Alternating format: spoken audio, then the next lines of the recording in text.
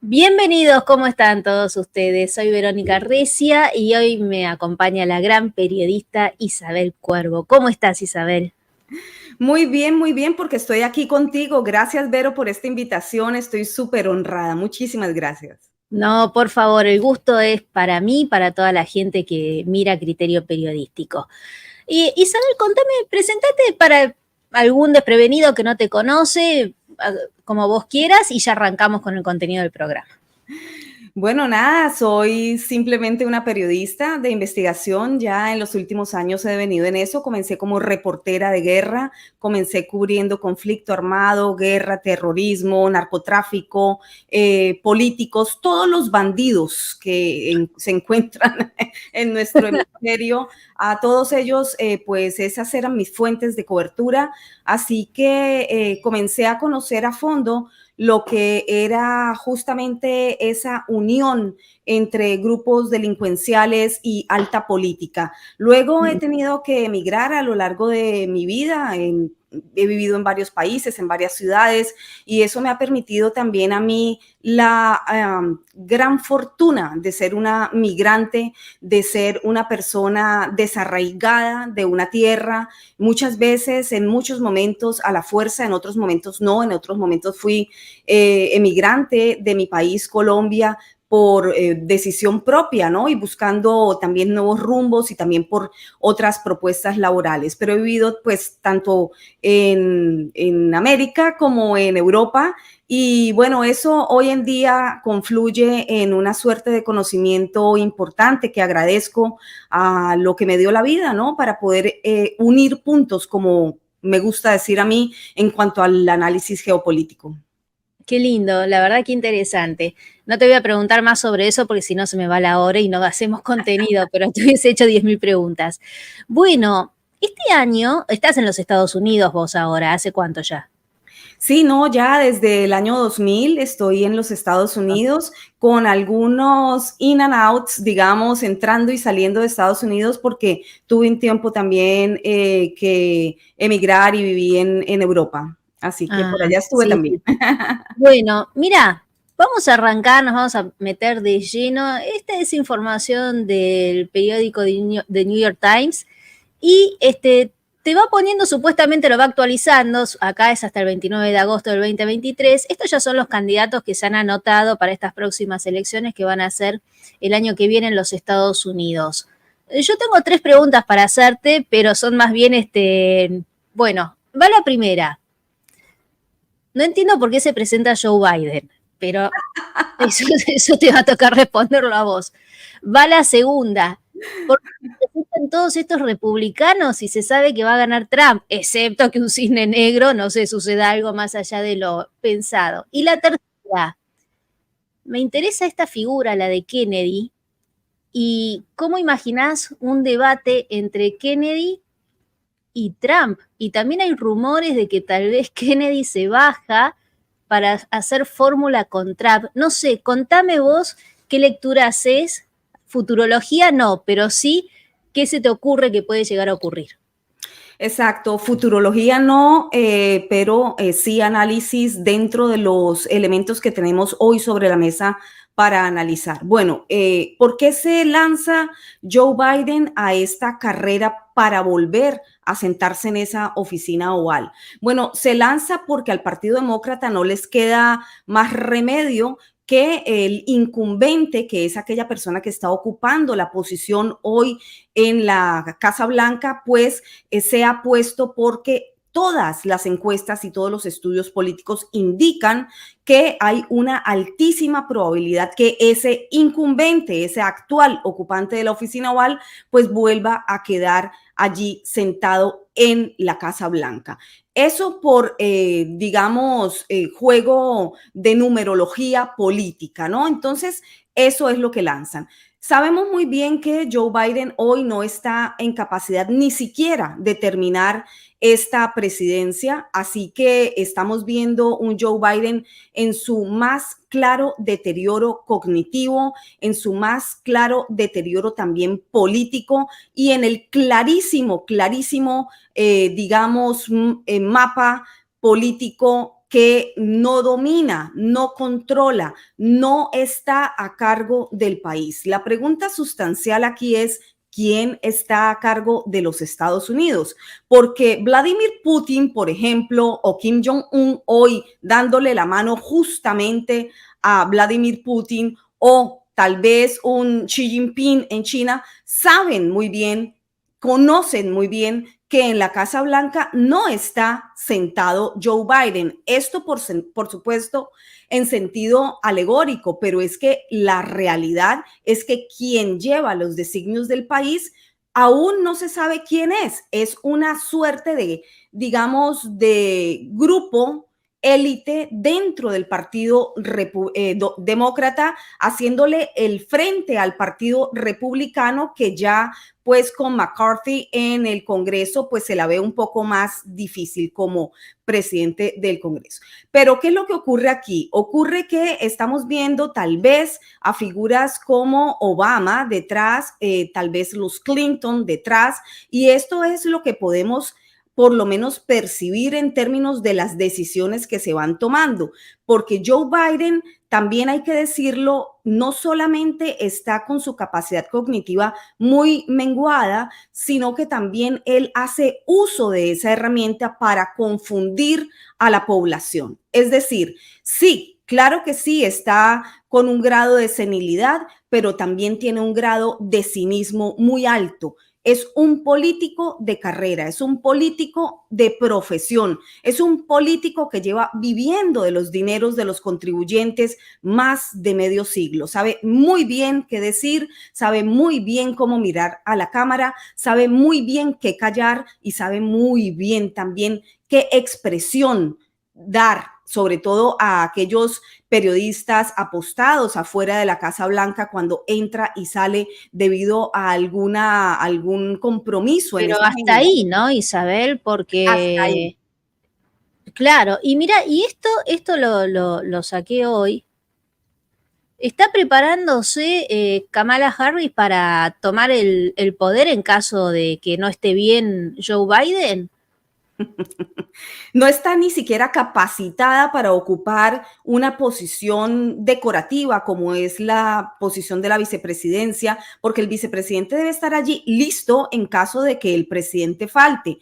La posibilidad de que Joe Biden falte es alta, pero la vicepresidenta no tiene la capacidad. Si Joe Biden no la tiene, la vicepresidenta muchísimo menos. Esta es una persona que vive además en un estado físico bastante cuestionable, con una risilla que uno no sabe de dónde viene, si es que está provocada por alguna sustancia que consuma, y esto lo digo con toda la seriedad y la contundencia con que hay que decirlo, pero también hay que pensar si es que su capacidad intelectual no le da para más. Muchísima gente se está preguntando incluso cómo logró ella sacar una titulación de derecho o en la universidad en donde suponemos que estudió. Valdría la pena entender por qué esta mujer preparada en ley, preparada, que fue fiscal en California, preparada aparentemente para la arena política,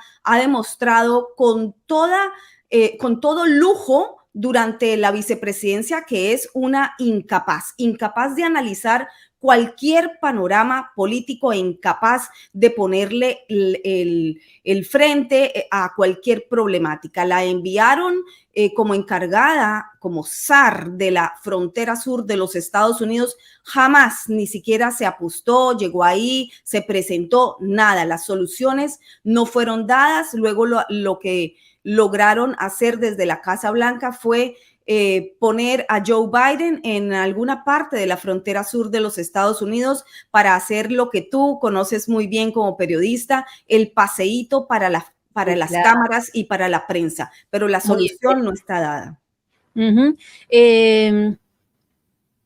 A ver, pero ¿qué dice el ciudadano estadounidense? Pues nosotras nos gusta ver la política, estamos como muy... Pero el ciudadano estadounidense, no sé si vos tenés contacto con gente que no está a este nivel de análisis. Habla del estado profundo, habla del estado de salud de Joe Biden, hablan de la incapacidad de la vicepresidente, hablan de esto los ciudadanos estadounidenses, teniendo en cuenta que las encuestas indican que cada vez hay menos gente que lo va a votar a Joe Biden. Pero si hay algo que a mí me dificulta mucho entender, Isabel, es si todo el mundo sabe que ese hombre no está bien de la salud, ¿cómo se sigue sosteniendo este circo? ¿O será que la gente en realidad todavía no cae? No, sí cae. La población, de hecho, está tan preocupada que, por supuesto, las últimas encuestas en torno a si Joe Biden debería volver a ocupar la Casa Blanca no le favorecen para nada. Estamos hablando de números tan altos como el 67% de su propio partido consultado dentro de la gente que está registrada dentro del Partido Demócrata. Eso es un número apabullante, es un número como para que les indique, por favor, busquen otra opción. Definitivamente Kamala Harris no va a ser. Kamala Harris fue puesta allí para la consecución de votos de lo que ellos consideraron que era el voto étnico, porque inmediatamente dijeron que era afrodescendiente, y si bien su padre es haitiano, su madre es de ascendencia hindú, pues ella digamos que de negra poco tiene, ¿no? Sobre todo en su entorno, en su parecer, en su pensar, en su forma de concebir el mundo, pero fue lo que les funcionó en su momento para la consecución de esos votos y pues efectivamente lo lograron. A la figura que estaría aquí jugándose y que se está, digamos, tomando en cuenta en los pasillos del Congreso y por las calles más interesantes de Washington, D.C., te podría decir que es Michelle Obama. Michelle Obama sí está sonando bastante fuerte. Tengo algunas fuentes muy, digamos, fidedignas que podría yo decir, sí, me están dando una luz, una indicación de que definitivamente al interior del Partido Demócrata eso es lo que están tratando de lanzar para 2024. Pero 2024 es ya, son tan solo Sí, claro. en unos meses. Es decir, para preparar una carrera presidencial, pues me parece que ya quedaría muy ajustada. Pero aquí hay varios escenarios, Vero. Tú Bueno, bien pero sabes. convengamos que Michelle Obama es mucho mejor que cualquiera de los otros demócratas, exceptuando a Kennedy, que creo yo ellos no lo consideran del partido, ¿no? Claramente. Claro, claro, no lo Igual consideran del si partido. Michelle se llega a postular, tiene mucho que exponer, porque los Obama, que son tan queridos, sobre todo para la prensa, y yo diría casi exclusivamente para la prensa, pero digo, ellos que han sido tan queridos, imagínate que pierda frente a una figura de Donald Trump, y por eso yo creo que no se presentó cuando termina ganando Biden, porque no querían exponer la figura de Michelle Obama, sabían que Trump tenía demasiado arrastre, ¿no? Para esta segunda gestión que terminó, bueno, terminando en un supuesto fraude, para muchos es casi, es difícil decirlo así, pero bueno, hasta que nadie lo... Pero digo, tiene muchos para perder Michelle Obama, arriesga mucho. Bueno, arriesga mucho, pero tiene mucho para ganar también. Y además tiene la gran maquinaria de Obama Clinton en confluencia para que la puedan llevar al lugar en donde ella, pues a donde la quieran poner a ella. No la veo, te digo, es un rumor a todas voces de fuentes bastante fidedignas dentro del Partido Demócrata que me han indicado esta posibilidad y que yo, pues por eso tengo que ponerle atención sustancial a esa Michelle Obama, que hasta el día de hoy sigue escondida, o sea, sigue perdida dentro del escenario público, no la han lanzado, no la han puesto a hacer, digamos, ninguna gira de medios, no la han visibilizado de ninguna manera, excepto por el escándalo de hace tan solo unas semanas atrás, en donde uno de sus trabajadores murió de forma bastante extraña en el lago de una de las casas de los Obama. Eso es lo único que ha tocado prensa o que ha mojado prensa en los últimos tiempos, y tal vez sea algo muy desafortunado para ellos. La otra persona que tú me nombras, Kennedy, claro, está dentro del Partido Demócrata, y Bob Kennedy es una figura supremamente interesante, pero que ha sido claramente silenciada y tachada de conspirador o de conspiranoico, sería la palabra correcta, en la que los medios hegemónicos de comunicación han armado toda una campaña en contra de la integridad personal de Bob Kennedy. El partido no lo quiere. ¿Por qué? Porque dicen que a pesar de ser un Kennedy, pues no representa lo que quiere el partido, no representa en el sentido en que a ellos no les parece correcto que Bob Kennedy esté de manera frontal hablando sobre la vacuna que no vacuna, por lo tanto no es una vacuna. Hoy lo decía en todas mis redes recordándolo, porque por supuesto viene una nueva ola de distorsión de información bastante grande, se avecinan nuevos tiempos de mandatos difíciles como los que enfrentamos en 2020, 100% ténganlo en su seguridad. ¿Qué es lo único que evita que esto suceda? Bueno, evita que el pueblo esté informado. Por eso hay que silenciarlo, por eso es que personalidades como Bob Kennedy pues son presentan inconformidad, presentan molestias para el partido, no se quieren casar con una persona que habla de frente de temas como este. También habla del Estado profundo, ese es el único punto, digamos, en conjunción que tendría con Donald Trump, pero esa dupla Kennedy-Trump que tú me nombras, yo no la veo de ninguna manera factible. Ah, mira, y bueno, además Bobby Kennedy se mete mucho también con lo que tiene que ver, este es un anuncio que él hace para juntar plata, ¿no? Para su campaña, y habla de que vuelvan todos los soldados que están en el exterior y que, digamos, se hace grande un país cuando la economía funciona bien, entonces hay que construir puentes, hay que construir rutas, hay que construir hospitales, etcétera, etcétera, etcétera, y fortalecer al ciudadano estadounidense en vez de gastar la cantidad de miles y miles de millones de dólares que se gastan en la industria que tiene que ver con las armas. Yo creo que esto y meterse con los laboratorios es lo que más les molesta, digamos, a cualquier político, en este caso sus compañeros demócratas. Y acordate que Trump también decían que no era del republicano y terminó ganándole a todos en las primarias y llegó. Lo que pasa es que acá a lo sumo le tiene que ganar a un tipo que no le anda bien de la cabeza, que Joe Biden, hablando de los demócratas. Y esta mujer que te digo acá, nosotros no la conocemos, Williamson. No sé ni quién es, pero no tiene ni chances, ni chances. Williamson ni siquiera la nombres, es que no existe. Es decir, está allí meramente porque ella piensa que podría tener alguna visibilización al acercarse al partido, y bueno, pero no, ese personaje no va hacia ningún lado. Va muchísimo más fuerte Kennedy.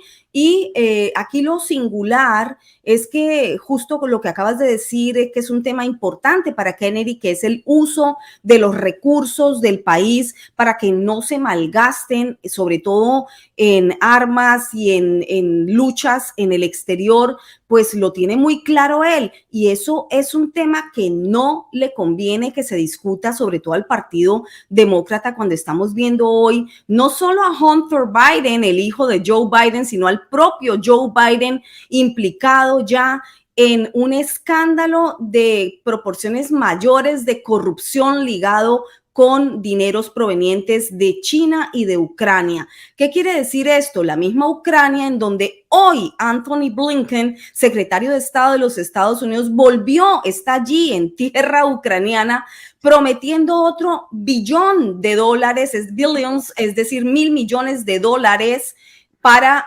entregarle a Zelensky. Lo grave aquí es que por supuesto que hay que condenar toda guerra, pero cuando tú estás dándole petróleo total a chorros para que esa guerra no cese, pues estás dándole combustión más y más para que justamente se mantenga. Es una guerra bastante singular, es una guerra en donde van personalidades, las principales personalidades líderes mundiales van allí a zona de guerra que se supone que está siendo bombardeado. Es una zona en donde pueden tender incluso alfombra roja para recibir a celebridades. Es una guerra en donde el mismo Zelensky entra y sale y se pasea por todos los países de Occidente pidiendo dinero con escopeta, es decir, ni siquiera con agradecimiento, sino con escopeta. Esto nos lleva, Vero, a pensar algo muy importante y es, ¿qué sabe Volodymyr Zelensky acerca de varios de los líderes, no solamente de Joe Biden, sino de varios de los líderes de Occidente para que tenga esa, digamos, esa fuerza desmedida de pedir dinero por miles de millones de euros y de dólares? Y de pasearse por todos los congresos y ahí cuando no puede ir físicamente. No, y no te olvides los laboratorios que se encontraron en Ucrania. Claro. Te quería preguntar, el ciudadano estadounidense, cuando escucha a un candidato como Bobby Kennedy Jr. decir que van a traer a los soldados para acá, y yo pensaba y digo, sí, pero el ciudadano estadounidense no tiene mucho, no está ya muy acostumbrado a que estén los soldados afuera, porque la seguridad nacional, viste que todo se basa en la seguridad y el secreto de la seguridad nacional. Digo, el otro día yo lo escuchaba a Kennedy y decía, parece que habla un prorruso, pero no porque lo que diga no tenga sentido común, todo lo contrario, pero desde mi punto de vista, desde un análisis totalmente objetivo, a mí no tengo preferencias por nada, pero es un hombre tan coherente. Pero yo digo, y en el sentimiento del ciudadano estadounidense, ¿cómo caen estas palabras de decir, bueno, ya no tenemos más soldados ni en Medio Oriente, ni en África, no, vienen todos para acá, cerramos las bases militares y ponemos a levantar el país desde la economía interna? ¿Y les da miedo al ciudadano estadounidense esto? ¿O es solo, o es un, a ver? No le da miedo porque el ciudadano estadounidense ya probó lo que era, digamos, vivir dentro de Estados Unidos cuando Estados Unidos no está presente en ninguna guerra. Eso se vivió durante el cuatrenio de Trump. Eso fue insólito, nadie lo pensó así. Pero Donald Trump hay que recordar que durante su mandato justamente no inició absolutamente ninguna guerra. Trajo a muchos de los soldados de donde estaban apostados. Incluso fue un escándalo increíble. Tú recordarás, Vero, cuando la salida de Afganistán, ya sentado Joe Biden en el poder de una manera absolutamente insólita en torno a que parecía no preparado por mentes que saben y conocen de inteligencia y de lo que es regresar todo un batallón a tierras estadounidenses con esta salida abrupta, sino que parecía más bien una ayuda a estos talibanes que se quedaron con armamento y con gente, con estadounidenses, con prisioneros allí, gente que rogó durante meses. Esto no fueron días, no fueron semanas, meses que no sabían en dónde. Pero esto le significó a Biden una caída de imagen importante, no se lo perdonaron fácilmente los estadounidenses. Esto que vos estás diciendo específicamente. Correcto, pero lo olvidan fácilmente porque un escándalo tapa otro. Entonces, después de eso, tú podrás imaginar qué fue lo que ocurrió con la prensa hegemónica en los Estados Unidos, que ya sencillamente son órganos de propaganda. Es que el New York Times, el Washington Post, ABC, NBC, MSNBC, todos los grandes medios, que no son grandes, sino simplemente hegemónicos, se convirtieron en órganos de propaganda del partido, como en la Rusia más estalinista o di tú, sí, época de esto, ¿no? De comunismo duro y puro. Bueno, ese paralelo lo estamos viendo palpable en los Estados Unidos. Cuando los medios de comunicación se convierten en órganos de propaganda, quiere decir que están obedeciendo alineamientos de un partido. Leen comunicados de prensa, no investigan, no se preocupan ni siquiera por revisar si esos comunicados de prensa son dictámenes o sencillamente son verídicos o falsos o medias verdades. Nada. Las salas de redacción de los medios hegemónicos en este país, tanto en prensa plana, televisión, radio, todos están tomados absolutamente por una línea de pensamiento inamovible, y los que se salgan de esa línea de pensamiento, pues sencillamente son aniquilados en su honra, aniquilados en su veracidad, y tú sabrás lo que significa para un periodista que lo calumnien, Sí. ¿no? Bueno, pero atención, ¿no? Porque es cierto lo que vos decís, pero entre los colegas saben que tuvimos la valentía de salirnos de ese sistema, crear uno paralelo, si se quiere, y que nos está yendo muy bien y que hemos sostenido la dignidad de tener un pensamiento crítico. Yo después te voy a preguntar por los colegas tuyos al final del programa. Cuando a Trump le sacan la foto en la sede de la policía, yo no sabía, pero después de esa foto creo que recaudó, no sé si $10 millones más para la campaña. Y ahora dicen que se va a filmar el juicio que le van a hacer, hay que ver en qué fecha sale. Yo te juro, a veces creo que de verdad Joe Biden le está haciendo la campaña a Trump. Hacen todo para que se siga luciendo, para que siga, ¿no tenés esa sensación por momentos? Lo que pasa es que Donald Trump es una persona muy difícil de doblegar, y eso es lo que no les permite, y de comprar. Por eso es esa personalidad, esa forma de ser de Donald Trump, pues no les permite a ellos pensar en con qué salida va a aparecer nuevamente este Donald Trump. Donald Trump no solamente es una persona muy reconocida, que goza de mucha fama en los Estados Unidos, dado que fue una personalidad de medios, fue una personalidad del show business, es decir, del espectáculo.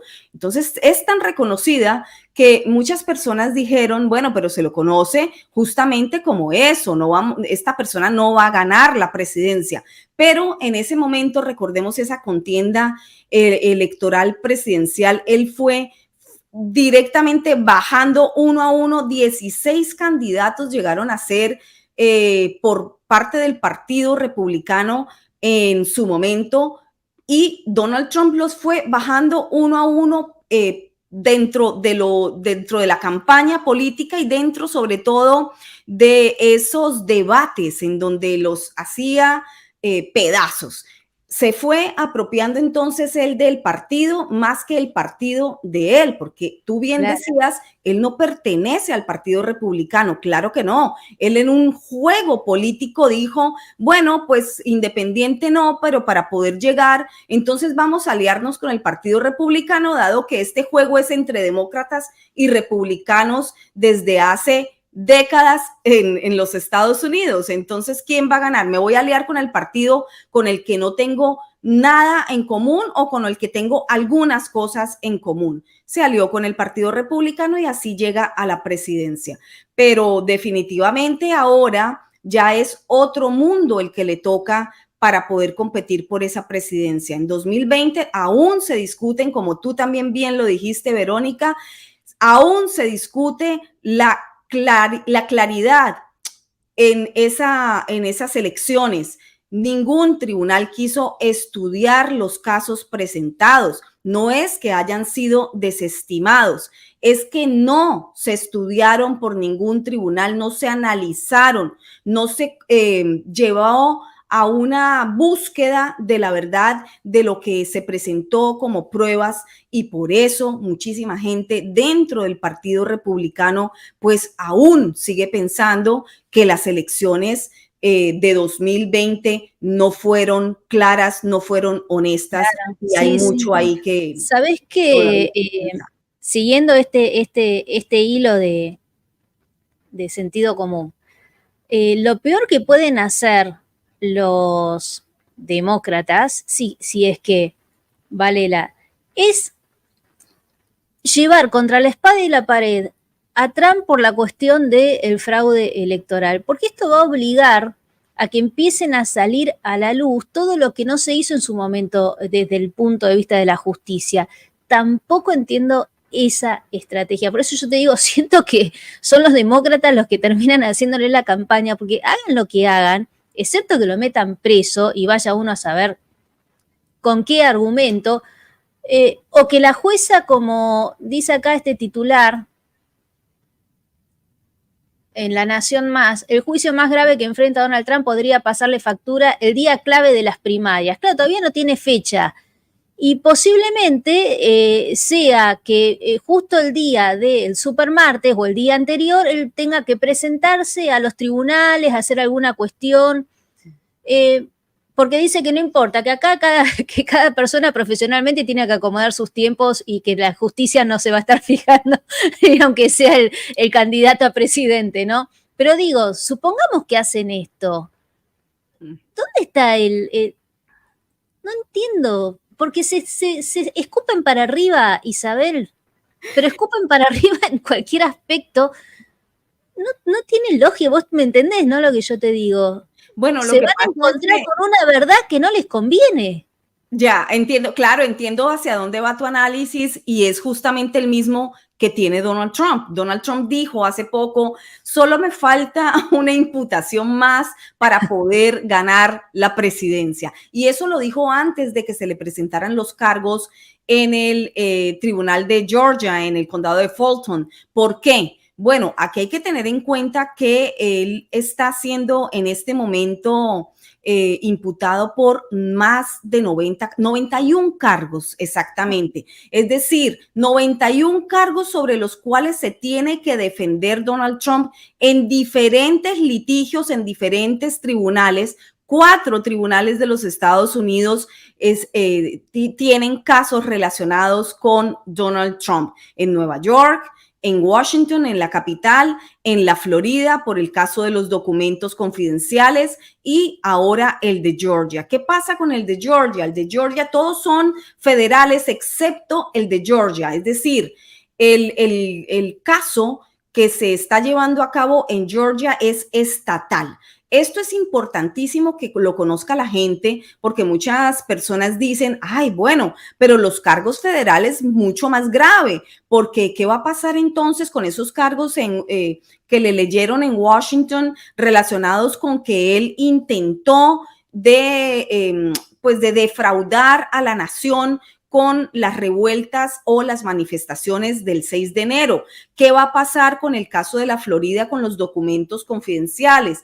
Bueno, terrible, esto es un asunto federal, también el de Nueva York, pero el caso de Georgia no es poca cosa. Allí hay que mirarlo porque aunque es estatal, en caso tal de que Donald Trump llegue a la presidencia, probablemente él mismo podría darse un perdón en los casos federales, más no en el caso estatal. Por lo tanto, ese caso estatal podría complicarle ocupar la oficina oval en su momento. No está escrito en la Constitución que una persona con cargos de algún tipo de delito pues no pueda ocupar o no pueda correr por la presidencia o no pueda participar en una campaña política presidencial, pero no obstante aquí hay muchos detalles que yo he ido consultando en los últimos días con varios juristas y constitucionalistas para ver cuál es el panorama político. Los abogados de Trump lo ven como un asset, como un punto a favor, como tú lo ves.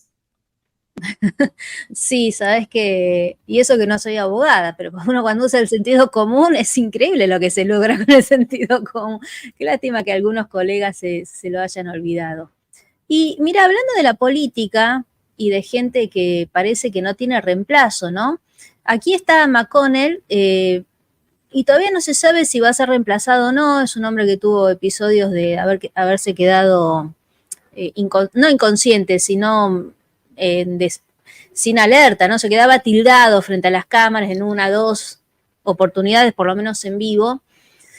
hay como una suerte de, no importa que la edad que tengan, no vamos a hacer un recambio de políticos en los Estados Unidos. Es increíble cuando uno ve la cantidad de años que tienen los políticos en sus puestos, que hay algunos como por ejemplo Pelosi, debe estar 60 años ya ahí, ¿no? En el Congreso, no sé, pero se habla de, la verdad que uno ya perdés la cuenta, pero esto pasa con muchos congresistas. No hay recambio.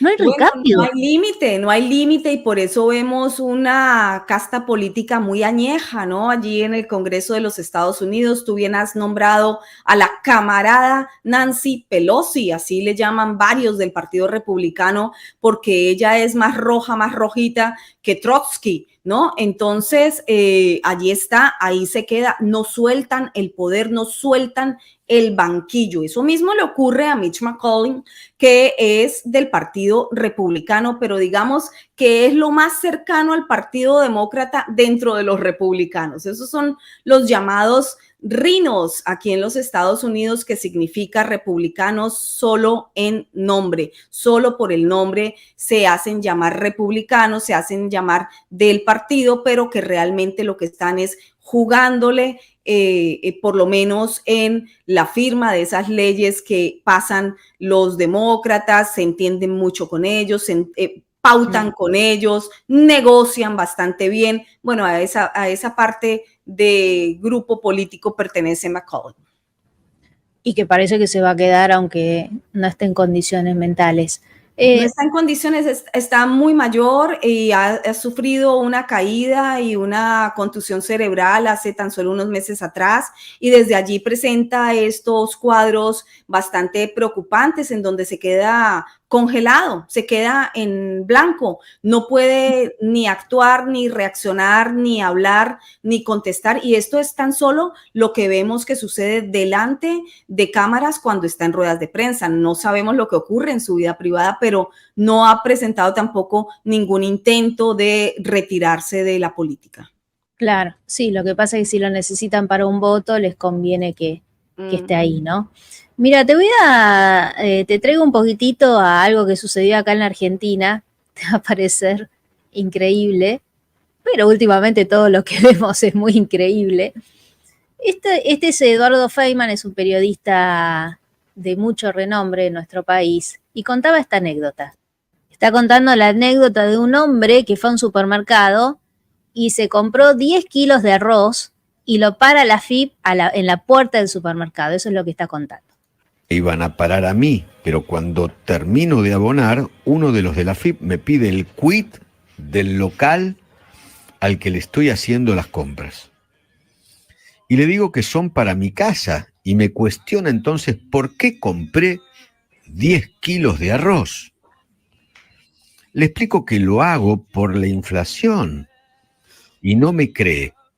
Pregunta si estoy en relación de dependencia, le informo que soy abogado. Le doy mi DNI, mi matrícula, y comienzo a discutir con ellos, ya que insisten en retenerme la mercadería hasta verificar unas cosas. Luego de 5 minutos dicen que me puedo retirar. Les pregunto si mis 10 paquetes de arroz o yo estamos bajo investigación. No, estamos muy mal. No, estamos muy mal. Estamos muy mal, en serio. Dice, no pensé que me iban a parar a mí, pero cuando termino de abonar, uno de los de la FIP me pide el quit. Bueno, vos sabés que, no sé, pero ahora ustedes en Estados Unidos te digo que tienen inflación con esto. La pregunta sería...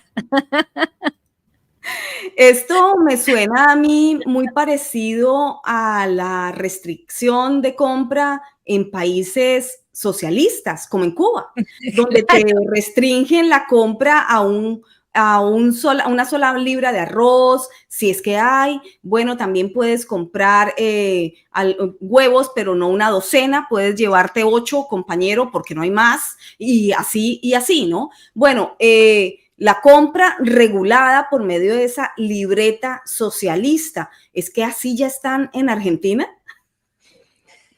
Es que sí, lo que pasa es que en los medios de comunicación no se habla. Vos sabés que desde que empezó la pandemia, que yo le digo pandemia, es increíble. Uno dice, bueno, debe ser porque justo habíamos tenido elecciones, termina ganando Alberto Fernández, ahí un poco se descomprime, viste, la gente con el voto dice, bueno, ahora viene un cambio, salimos de Macri, nos metimos con Alberto Fernández, no pasaba nada, pero la situación estaba muy mal, Isabel, muy mal, y ahora está realmente mal, pero vos sabés que hay una suerte de silencio mediático muy fuerte, y otra vez, entiendo yo, se vienen las elecciones, una vez más salvan las elecciones esta olla de presión que en algún momento parece que va a estallar y que nunca estalló en la Argentina. Muchos dicen, bueno, es porque están en el gobierno los kirchneristas, que son en realidad los que hacen estallar cualquier cosa con cualquier excusa. Pero la gente está muy mal, muy mal. Sí, lo sé y lo siento muchísimo por los argentinos, sobre todo por aquellos que siguen creyendo en los que les meten las manos a los bolsillos y los roban impunemente elección tras elección, porque realmente lo que aquí les están robando no solamente es la capacidad adquisitiva, sino el derecho a poder decidir su destino y el de las generaciones futuras, pues hoy, ¿no? Es mucha la represión que yo percibo desde acá y que siento a través de las fuentes que tengo allí en tu país y que consulto, porque, pues, Dios mío, es más que evidente que están siendo absolutamente dominados por una casta política muy pequeña, muy élite, que siempre va a querer quedarse allí sentada en el poder. Yo no sé cómo vengan estas elecciones allí, pero de verdad deseo que el pueblo argentino pues ponga más atención a lo que está pasando en la realidad y no solamente en el discurso. Estas imágenes que nos llegan, yo a cada rato me llegan imágenes de cómo está la ciudad de Nueva York, ¿no? Y vos, ¿qué observas? ¿Se ve este deterioro en la calle, Isabel? ¿O es alguien que va y te filma esto y uno ya se hace una imagen que no tiene nada que ver con mayoritariamente hablando? Esto es terrible porque digamos, esta deconstrucción sociocultural ya se ha apoderado de todas las principales ciudades de los Estados Unidos. Es difícil, digamos, muy complejo para las personas que tratan de mantenerse al margen de esta degradación social, degradación moral, digamos, estas imágenes abominables que lo que hacen es, pues, ensuciar la realidad del ciudadano común, de que ya no pueden caminar por sus calles. La gente en San Francisco, en California, también en Los Ángeles, en Nueva York, que estas imágenes son de Nueva York, pues ya están pidiendo a gritos que alguien tome control de esto, porque ni siquiera los niños pueden ir tranquilamente a las escuelas. Esto no se veía en los Estados Unidos antes. Es decir, aquí se gozaba de una seguridad importante, sobre todo los migrantes que venimos de otros países, de Latinoamérica, pues tenemos clarísimo que Estados Unidos significaba, digamos, un remanso en torno a la seguridad, a la tranquilidad en las ciudades, ¿no? Bueno, esto ya pasó a otro tiempo, ya esto no es lo que se ve. Las ciudades están atestadas de drogadictos, las ciudades están atestadas de gente muriendo que cae literalmente día a día. Son cientos de personas que caen muertos, fulminados por el fentanilo. Son cientos de personas que están en riesgo porque hay muchísimo migrante no documentado que ha entrado al país. Son millones, son más de 7 millones de migrantes desde que Joe Biden tomó el poder y se sentó en la Casa Blanca. Estos han sido disgregados por todo el país y, por ejemplo, en Nueva York hace tan solo unas horas recibía yo imágenes también escandalosas de cientos de migrantes allí en la Gran Manzana, haciendo escándalo público, se han adueñado de motos, hacen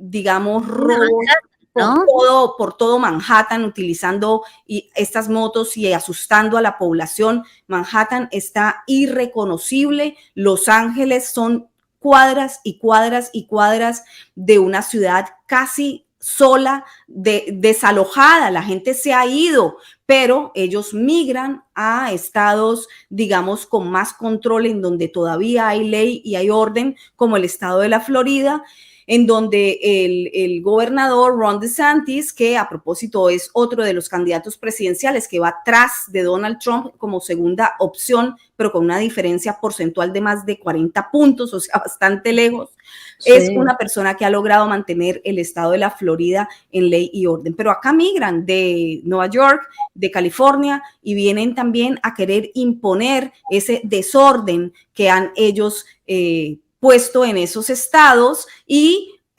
esto aquí, por supuesto, no cuadra, no se puede permitir, porque si tú votas mal, tienes un mal gobierno. Ese mal gobierno es el que permite, el que es anuente con este tipo de comportamientos que, pues, yo diría que se nos acabarían los adjetivos, Vero, para poder describir algo tan grotesco. Y el otro día yo estaba investigando sobre, porque vemos esa cantidad de saqueos que hay, y congelé la imagen acá para que se vea cómo está la policía viendo todo lo que pasa sin hacer nada. Es todo un símbolo. Y lo que digo es, allá uno ve saqueos cada vez más seguidos, pero saqueos como autorizados. Y me puse a investigar y aparentemente no es que esté legalmente aprobado que una persona entre a un lugar y saque cosas y se vaya sin pagar, sino que lo que sucede es que la pena es de apenas 6 meses y encima hay que ver si lo denuncian, y si el monto es menor a $950, entonces, y además los empleados no se pueden meter por su seguridad propia, así que sucede esto. Y yo le decía a mi público, ¿no? A todos nuestros seguidores, ¿a cuánto están los ciudadanos honestos en los Estados Unidos de empezar también a sacar mercaderías sin pagar? Por ahí no porque lo necesiten, sino porque no basta de tomarnos por estúpidos. Hay como, hace mucho que se viene hablando de una posible guerra civil en los Estados Unidos. Yo no sé si está sucediendo a escala lentamente, pero me parece que estamos a un pelo, ¿no? De que el estadounidense con moral quiera ya empezar a equiparar las cosas, lamentablemente nivelando para abajo, porque como vienen desde arriba las órdenes para que todo no funcione, entonces, ¿qué observas en este sentido? ¿Hay un cansancio o el ciudadano estadounidense? No sé, contame lo que olfateas en la calle, el termómetro social con estas cosas. Sí, ahí has nombrado dos cosas supremamente importantes a tener en cuenta, Vero, y es una, si estamos a un pelo de una crisis, de una revolución social, de una guerra civil. Yo diría que sí, porque el estadounidense promedio, el estadounidense del Estados Unidos profundo, está harto y está viendo cómo le están destruyendo su país por dentro, que es justamente uno de los objetivos, digamos, a cumplir por parte de todos aquellos financiados con los dineros de Soros, y que yo vengo denunciando desde hace años, como tú bien sabes.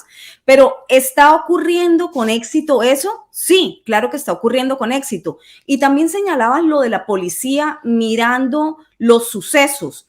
¿Por qué miran? Porque se ha adelantado, sobre todo con gran fortaleza, desde las revueltas de 2019 en los Estados Unidos, del verano de 2019 en los Estados Unidos, de Black Lives Matter, en donde uno de los gritos de lucha era defund the police, desfinancien la policía. El desfinanciar la policía significa no solamente que haya menos elementos policiales, sino que también ellos tengan menos recursos y por ende también menos vigiladas las ciudades. Pero también, además, detrás de ese defund the police está escondido el quítenle el derecho a la policía a ejercer sus labores de policía. No ha ocurrido solamente con la policía, sino también con la guardia pública. Es decir, no pueden ejecutar su labor. Los policías en Nueva York, en California también pasa, en Washington, no pueden, por ejemplo, detener a personas que estén haciendo este tipo de actividades grotescas que en otrora hubiesen sido detenidas. ¿Por qué? Sí. Por estar cometiendo actos impúdicos en público, pero como los actos impúdicos no solamente están autorizados ahora, sino que están incentivados desde el poder, pues obviamente no van a poder hacer nada. Con respecto a los robos de baja cuantía, aquí hay que aclarar lo siguiente, Vero. Depende no incluso del estado, sino del condado, de quién esté administrando el condado, que son pues esta unión de ciudades. Aquí se dividen entre ciudades, condados, y después pues está el estado, ¿no?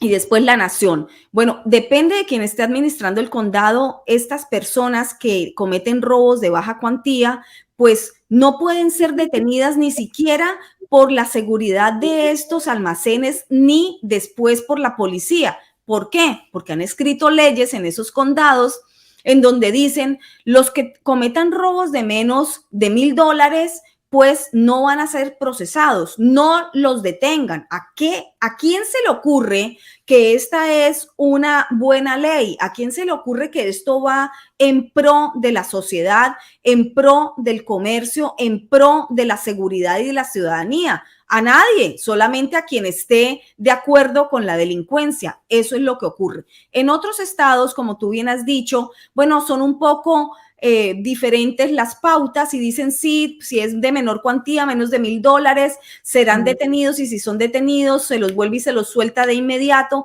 En otros cumplen algún tiempo en prisión, pero son muy laxos.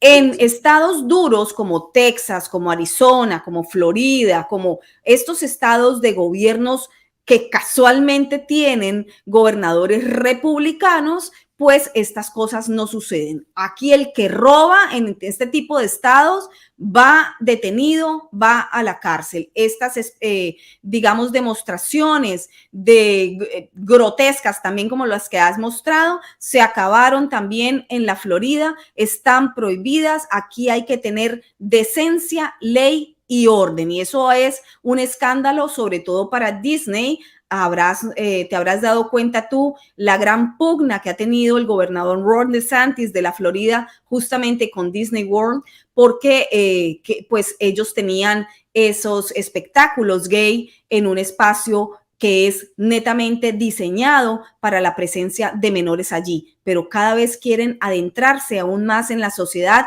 y reglamentar y legitimizar y normalizar lo que no es normal, sobre todo frente a niños, frente a menores. Y vos sabés que eso que sucede en los Estados Unidos, que como vos decís, ¿quién va a hacer una ley de esas? En este país, por ejemplo, que estamos bajo 10 metros bajo tierra, no existe eso.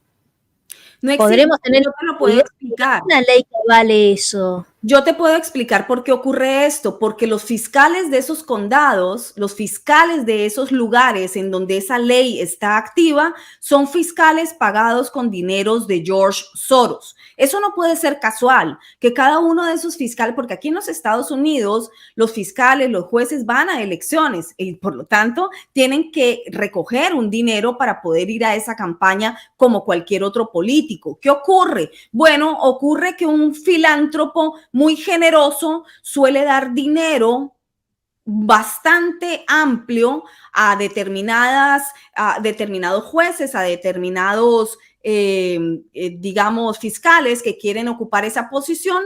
Llegan gracias también a ese apoyo sustancial económico y después justamente se van perfilando para cumplir la agenda de justicia Soros. Así se llama, Vero, así se llama dentro de la Open Society Foundations, ese apartado de George Soros en donde se describe claramente cómo debe ser la justicia en los diferentes países y ellos pretenden que sea así. Ojo, atención, aprovecho aquí esta entrevista que tú me estás haciendo para decirle a la gente, George Soros no está acabado. El hombre, por supuesto, que pronto morirá, dado la edad que tiene, dado que es un hombre muy mayor, pero quien está operando ya la fundación y los destinos y el plan de esa fundación de Soros es su hijo desde hace ya más de 1 año y medio, Alex Soros, uno de sus hijos, y se encuentra perfilando el mundo a su antojo,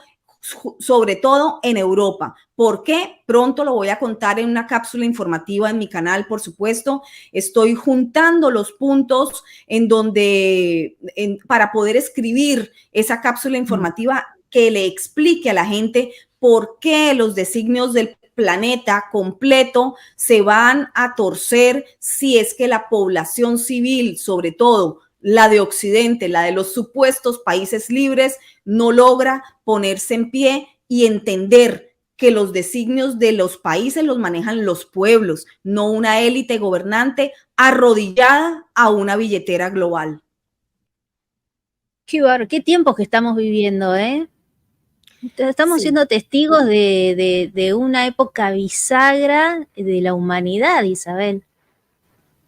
Sí, sobre todo cuando todo lo tildan de teorías de la conspiración, y últimamente tendríamos que decir que las teorías de conspiración podrían traducirse en ser alarmas públicas. Si es catalogado de teorías de la conspiración, por favor, póngale cuidado, porque eso quiere decir que por allí va. Yo creo que desde 2020, Vero, ya se han comprobado más de una decena de teorías de la conspiración, y bueno, qué gusto poder saber que eso estuvo avisado a tiempo, pero claro, en un digamos, ejercicio de descomunicación de los medios hegemónicos, inmediatamente lo tachan de teoría de conspiración. Haciendo aquí una parte o un paréntesis importante, y es que hay que decir que, por supuesto, las teorías de conspiración también existen, los conspiradores y fabuladores también existen. Por eso la gente tiene que estar bien informada y tener capacidad de análisis crítico, nunca dejarse robar la libertad de pensamiento crítico para poder discernir y tomar decisiones informado. Sí, bueno, la última que te hago, porque una persona ahí me preguntaba,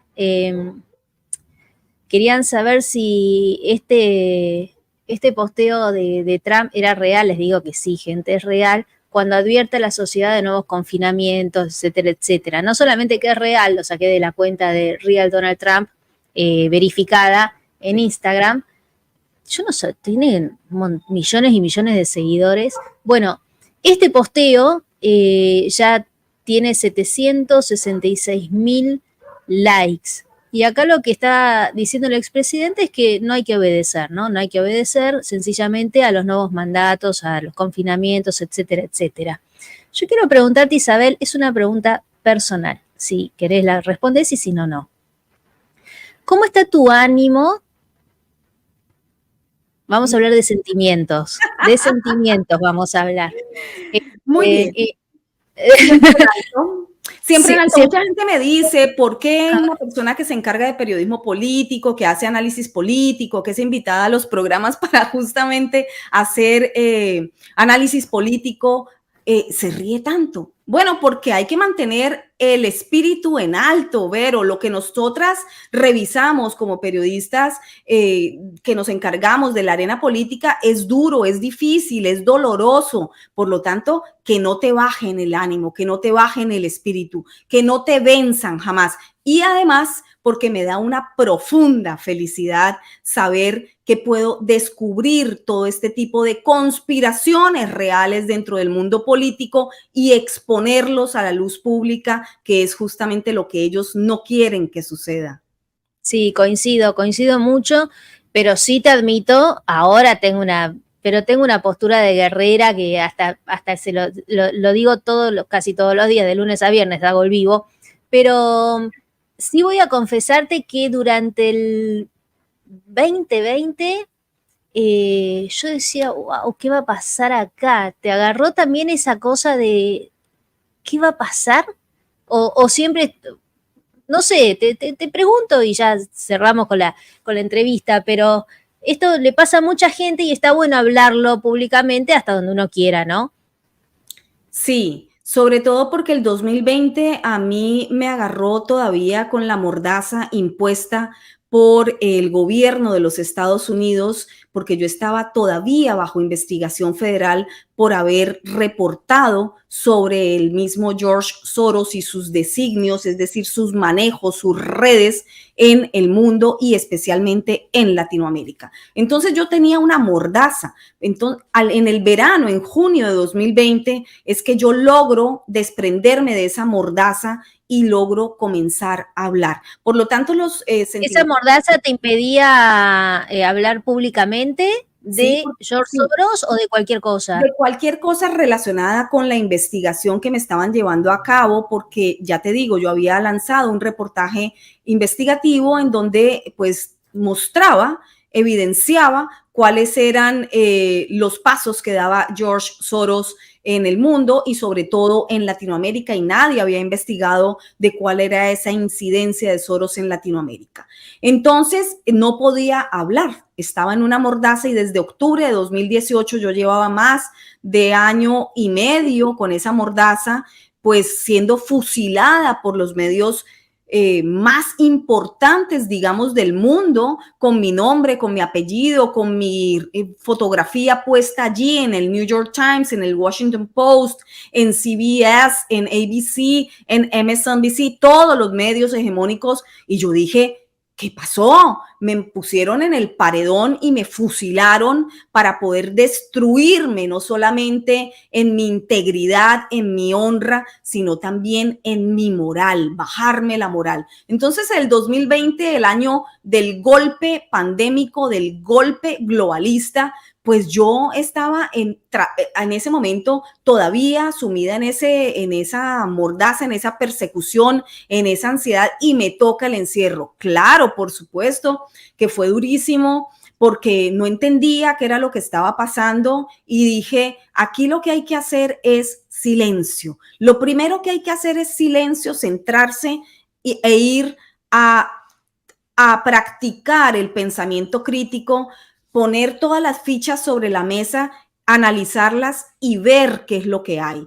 Eso fue lo que hice, así que salí rápidamente de esa ansiedad que nos generó el encierro y comencé a hablar, ya te digo, en junio de 2020, y lo primero que hice fue aceptar las entrevistas que me estaban solicitando algunos colegas muy persistentes, que les agradezco mucho, y comenzar a denunciar cómo había sido de corrupta la investigación federal que me tenía, bajo la que me tenía el gobierno de los Estados Unidos, dado que yo era empleada federal cuando hice ese reportaje, era empleada para uno de los medios o el medio de comunicación del gobierno de los Estados Unidos, y por eso es que ellos pueden someterme a esa investigación federal.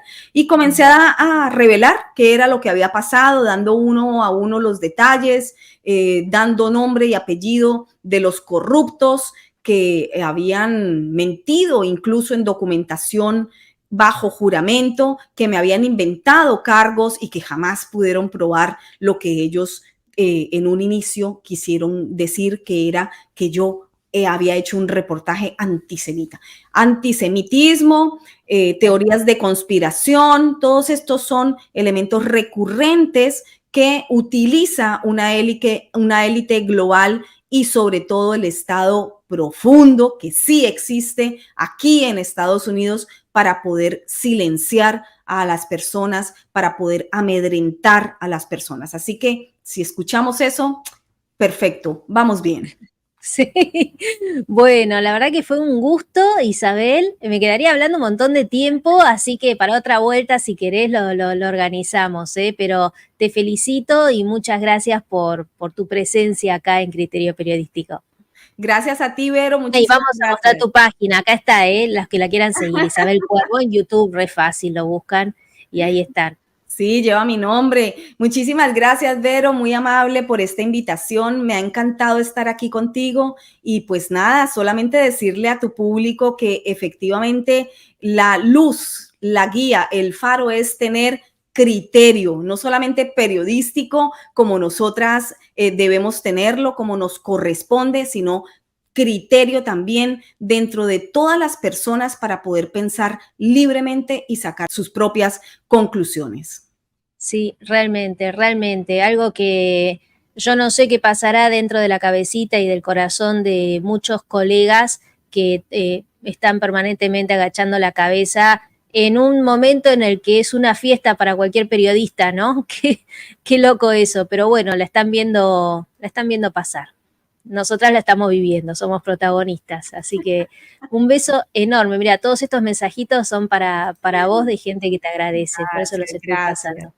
Un besito, Isabel, mil gracias. Gracias, Vero. Hasta la próxima. Hasta luego. Bye, bye.